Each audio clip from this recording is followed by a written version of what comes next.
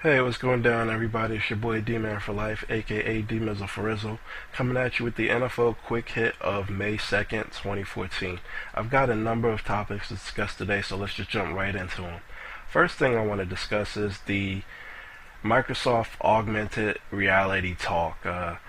Phil Spencer, the head of Microsoft's Xbox division, recently was on CNN talking about this, and it sent a lot of people in a tizzy because it seemed like Microsoft is going to throw their hat into the virtual reality specter with Sony releasing a device and with the Oculus Rift.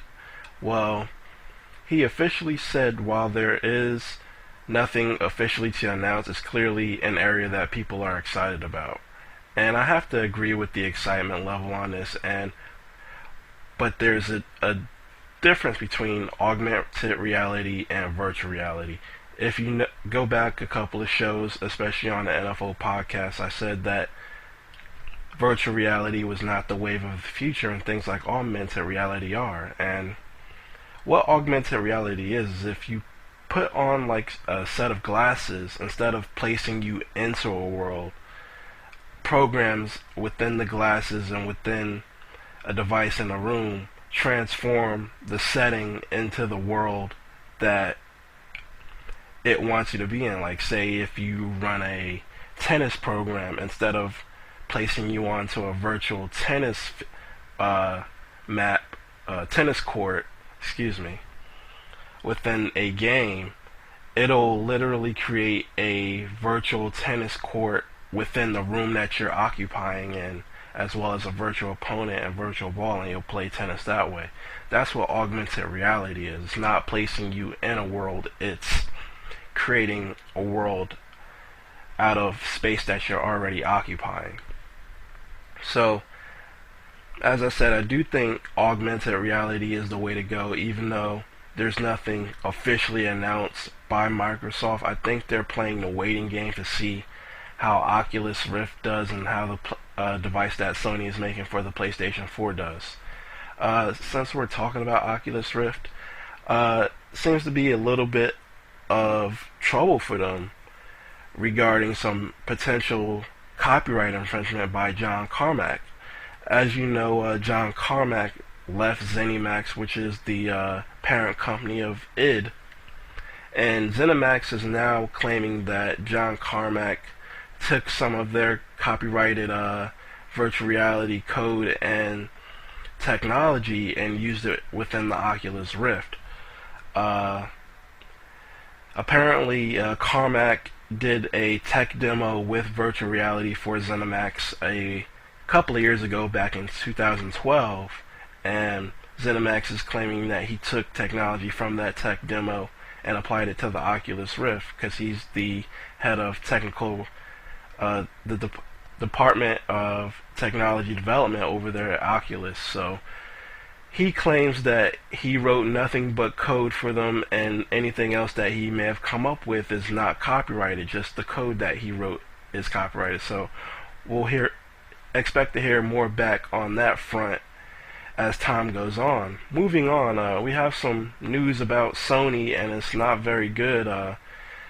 Sony PlayStation division, Sony Computer Entertainment division is not in trouble, but Sony as a company is expected to lose a $1.2 billion in the upcoming quarter, and this is due to their restructuring. They've dumped their computer division, they're restructuring their television and home electronics division.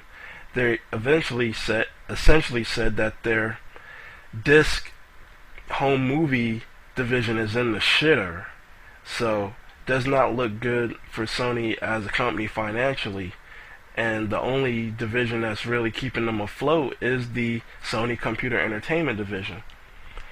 I think it's time for Sony to face facts and dump all their divisions or sell them off except for the Sony Computer Entertainment division, and potentially look into merging with a company like Samsung, Mitsubishi, even Nintendo, because you don't want all this dead weight holding down an excellent product because Sony PlayStation 4 is really hitting right now. They've moved over 7 million units worldwide, and that's within the first 6 months of release, and that's impressive. So I hope Sony explores all their options, looks into merging, because it would be a shame to see the PlayStation be bogged down simply because of all this dead weight that the Sony corporation is carrying. One last